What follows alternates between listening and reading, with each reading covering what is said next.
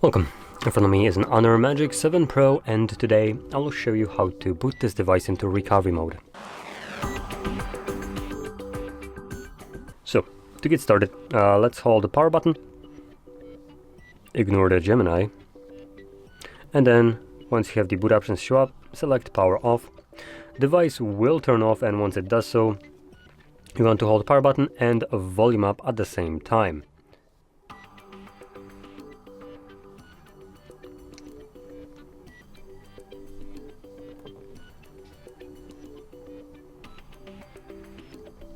And it's, whoops.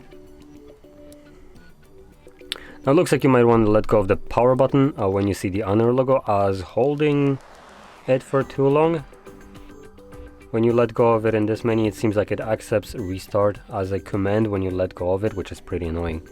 But in this mode, we have a couple options like restart, which takes us back to Android, clear data, update mode, and safe mode. Now under clear data, we have wipe cache partition and the factory reset, and you can see you can tap on the display, or you can also use volume buttons to navigate through this as well. So there we go, that's basically all we have in here. Now I'll be selecting restart, and this will, like I mentioned before, just bring me back to Android.